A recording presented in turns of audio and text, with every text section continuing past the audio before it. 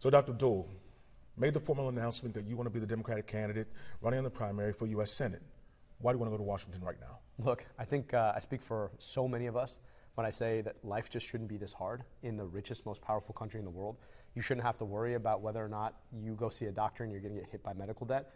You shouldn't have to worry about whether or not you're going to get fired from your job, or that job is going to give you a paycheck that affords basic groceries for your family. You shouldn't have to worry about whether or not the air you breathe is clean or the water you drink is pure. And the people who exploited the pain of that are just making it worse. You look at Trump and Musk, what they're doing to our economy. I mean, dude tanked the global economy so he could pass a stock tip to his billionaire friends. Look at what they're cutting in terms of cancer research at the National Institutes of Health. I think nobody wanted that. And I look at what we need now. We need a rare combination. We need somebody who knows how to step up and fight, and I got receipts on that. But maybe more importantly, we need somebody who knows how to build from the wreckage that Trump and Musk are going to leave behind. And I'm somebody who's walked now into multiple government agencies and made them work for people, whether it was rebuilding Detroit's health department to do things like make sure that there's not lead in our schools or stand up to corporate polluters, or leading Wayne County's health department under the leadership of Warren Evans, where we delivered 300,000 people are going to get letters, erasing their medical debt, putting glasses on kids' faces, putting Narcan, life-saving anti-opioid Narcan in 100 places in our community. So we need somebody who can fight back and build forward, and that's why I'm running. You talked about receipts, and we'll get to that in a second. But let me find out what you're hearing from the general public. Are they influencing your decision to run? I'll be honest with you, anybody who claims to be a public servant got to center the public part. So before I made a decision, I reached out all across the state, and I've been in an ongoing conversation now with voters across the state for the past 8 years, and frankly, even before that. And what I'm hearing is that the things that give them anxiety in their lives, the questions that they ask when they look their kids in the eye about whether or not their kids' lives will be better than theirs are, about whether or not they're going to be able to afford their car note or their car insurance, those things, they don't feel like DC is paying attention to them. And as a public servant who's made my bones working on the ground here to deliver, I think that we need somebody who will go to DC and deliver that. So for me, it's been all about the people that we're trying to center, folks on the ground here in Michigan. And you're telling folks it doesn't have to be this hard. It doesn't have to be this. I mean, think about this. We live in the richest, most powerful country in the history of the world, and they tell us we can't afford our health care. $225 billion of medical debt. You know, medical debt doesn't exist in other societies because they went about doing the obvious thing of, well, maybe we should just get you basic health care for free, right? And we're the only country that's an outlier on that. And people are struggling under the weight of that. You think about this economy. It's clear that it's been rigged for the Fortune 500 rather than the fortunes of the 350 million of us who actually make this country what it is. We deserve so much better, and we can have it. But we got to get past this cynicism, the kind of politics that takes away, and we've got to move to the kind of politics that builds. That's what I got into public service for. I mean, Damon, you know this. I trained as a physician, and I didn't grow up dreaming to be a politician. I grew up dreaming to be a surgeon. And then I realized that it was our politics that was making people sick in the first place, and that's led me to a career in public service. And if you don't center the public, if you don't think the questions that you ask as a doctor, which is what's wrong and how can I help, when you're thinking about the work you want to do, then you're getting it wrong. And unfortunately, it's so clear that in DC, they're getting it wrong. Dr. Abdul, you're uniquely situated in that you are a physician who also knows how to navigate the public spaces and political spaces. Let me ask you this. You know, quite controversially right now are some of the directives coming from Robert F. Kennedy Jr. Yeah. Let me ask you this. Is there anything that gives you pause when you hear him talking about public health priorities? There's a lot of things. I mean, we've got a massive measles outbreak, one of the largest we've seen in decades. And the guy is both here and there when it comes to the obvious thing that you should be recommending people do, which is get a vaccine. It's safe. It's effective. We know it works. And when people don't get vaccines, that's when measles, which is the most infectious disease known to humankind, starts to spread. You know, I credit him for really raising awareness when it comes to nutrition, but it's like the right problem, the wrong answer. I think this is a common theme when it comes to Trump and his acolytes. Right? Yes, our nutrition system is wrong. So if you're serious about it, then maybe we should stop investing in the kinds of foods, right, that make people sick in the first place and investing in green, nutritious foods. He's out here trying to ban red dye, which I'm fine with, but like you missed the point, right? It's like your patient has cancer and had a mosquito bite, right? And you're saying we got to do something about that mosquito bite. Like, no, fix the cancer. And so I just worry that it's clear that this man doesn't know what he's doing, and he's made an entire career off of being the uncle at the dinner party that everybody rolls their eyes when you walk in to dinner and being like, oh, he's here? Like, now that guy runs public health for our entire country. And the gutting of critical agencies, the Centers for Disease Control, the Food and Drug Administration, I mean, the guy who used to oversee vaccine regulation resigned, and he's been out there talking about what he fears most about what RFK Jr. is doing. It is just part and parcel of what this Trump agenda has been.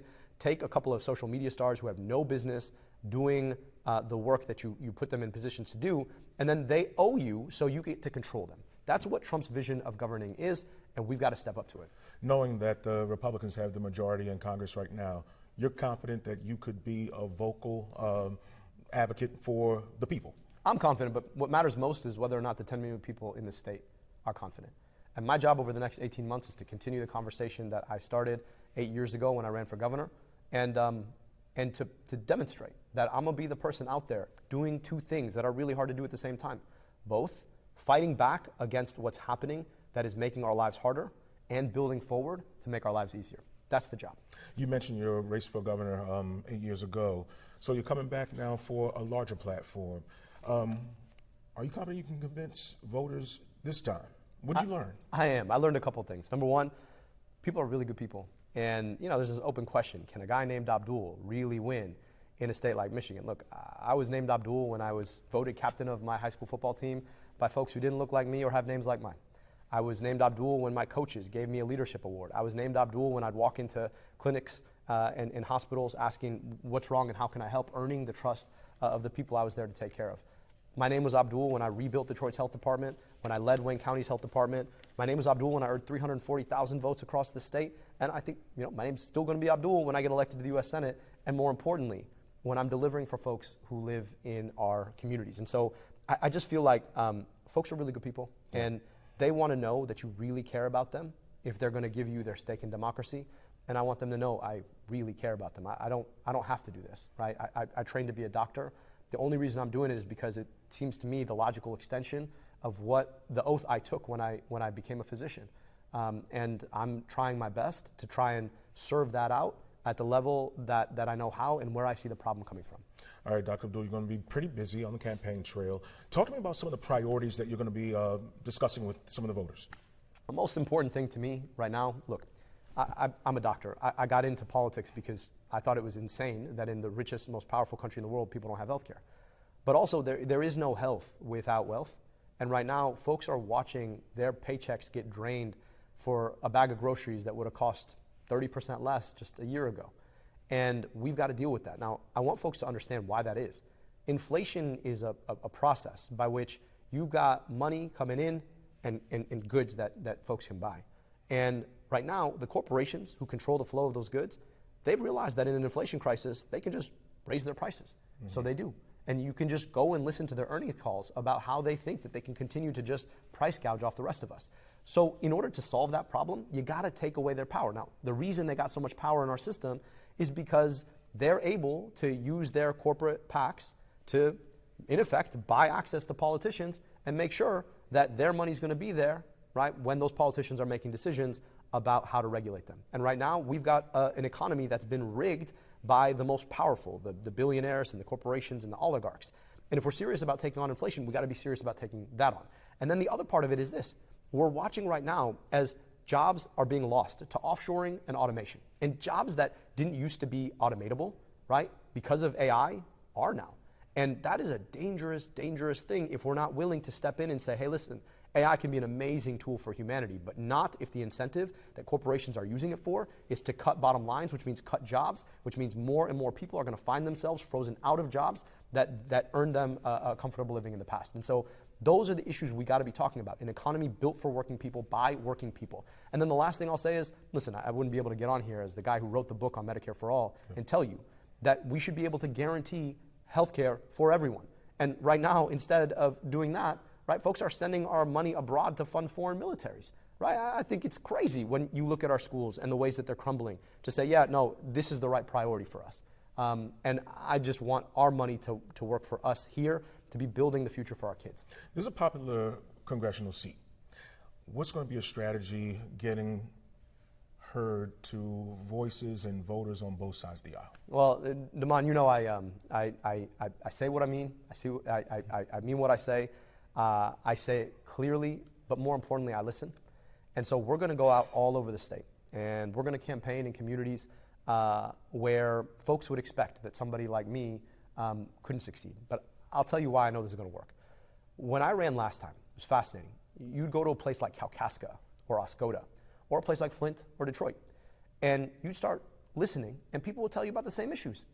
It didn't matter what their skin color was. It didn't matter what they did for work. They had the same issues. And so my job is to go and listen, but also to create a movement where these folks see each other as part of the same movement for the first time. And if we do that, I think we'll build something bigger than just one campaign for U.S. Senate, right? And my hope is that we can translate that into public policy that works for people. All right, for those folks who may not be familiar with you, let me ask you a couple of questions here, just to personalize this a little bit. What's your favorite restaurant? Oh, that's tough. That's changed quite a bit. So OG, Dearborn Meat Market, got to shout them out. Like if you're looking for, if you enjoy meat, which I do, that's the spot. A new one that just opened up that my wife and I really enjoyed is Vicino, just here downtown. I personally really enjoy like a whole fish, and they do it with these two different kinds of salsas on it. So like if you like spicy food, that's the spot. But then I'm a coffee guy. Okay. So a couple of folks I got to shout out here, Dessert Oasis, and then also Anthology Coffee in the Eastern Market. They'll make you a great cup. If you could have a weekend party, invite some friends over to the house, and you could choose any band or musician to come and play for you guys, who would that be? Oh, that is a really good question. So just because I'd love this, so there'd be a couple. Let's start here. I mean, and God rest his soul, Tupac. And Okay. I grew up on Tupac. So I'm from if I Baltimore. We went to the same high school. Okay, all right. You did? Yeah. Oh, that's amazing. Baltimore School for the Arts. Did you know him? I did not know him. He was a few years older. He was friends with Jada Pinkett Smith at the Wow. time, but he left to go to California. But he came back to visit us. Wow, that is amazing. Also gave me the record "Brenda's Got a Baby." Are you He serious? came back, yeah. Wow. So now I got to interview. I'm going to turn this around you. What was he no. like? He was chill. You know, back then, we're high schoolers. We Yeah. see him escalating on the rap scene, but we didn't really know who he was. Right. We knew what groups he was with, but Right. it was fascinating. We got a keepsake out of that, too. That is Yeah. amazing. I hope that you've got that, like, in a safe place. It's at the house somewhere. Now you gotta find that and frame it. So I'll say, and then I'm a sucker for old school Detroit Motown. Okay. So if I could, it's gonna sound ridiculous, but like if I could bring back like Tupac and the Four Tops, I think it'd be a That'd be a nice very mashup. no, can you imagine what they put together? I can't. No, I would. I mean, I would love that, right? Yeah. Anyway, and we need a good DJ who can mix it all up. And last thing, what's the best piece of advice you ever received from your parents or family member? My parents immigrated to this country, and I spent a lot of my childhood summers back in Egypt, where my folks came from. Mm-hmm. My grandmother, wisest, most intelligent person I've ever met, she never got to go to school. So she had this like old school wisdom, right? And for me, she always told me when I'd be with her, she'd point out one of my cousins and say, "That one's smarter than you. That one's, I don't have to tell you, taller and better looking. That one is kinder." And at some point I'd ask, "So what do I have going for me?" She says, you get to go back to America." And her point was, it's your opportunity set. And for me, that was a really important reminder, because what we do with the opportunities we have, that's what makes a life. And as I've done my work, as I've trained in medicine, as I've served the public, what you start to appreciate is there are so many incredibly capable people out there who just never had the opportunity. And for me, I think about my cousins who live very different lives than mine. And the difference between us is I had the opportunity. And my hope is that this work can be about giving the opportunity to more people. And she taught me that in a way that was both meant to like bring me down to size, but also to remind me that there are a lot of folks who could do a lot of amazing things if you empower them. So my hope is that we can get about to empowering them. Yeah, and lastly, this seems like an opportunity for voters to really have a strong decision on who gets to replace Senator Gary Peters. And any extra information you want our viewers to know about your race for that seat? Yeah, I'll tell you this. you kind of want to know what somebody's fundamental motivations are, the things that burn brightly for them when they were just coming up. I told you about my grandmother. She had 8 babies. 2 of them died before the age of 1. The first time I ever saw my dad cry was when his mother passed, and the second time was when I asked him about what it was like to lose 2 siblings before he turned 5. And the things that hurt us most, we sometimes hide them. We're taught that, like, you're not supposed to show that, but everybody's carrying something. And too often the things that we're carrying are things that are foisted upon us by our living circumstances. And the thing that motivates me more than anything else is about understanding what's making it hurt for people and trying to do something about it. It's the reason I became a doctor. It's the reason I went into public service. It's the reason I'm running today. And so I think we need people who are more focused on holding dear the pain that people bring with them and doing something about solving it than taking people's pain and forging it into cynicism, which is what we see right now. And we could do so much better. I mean, you know, you walk out and you meet people, like everybody, I mean, there's so much goodness. And all we're doing here is fighting and tearing each other down. So sometimes you got to step up to the people who are making it worse, but you always got to keep your eyes on, okay, and then how do you make it better? And that's what's motivating me here. And I hope folks, as we crisscross the state, see that.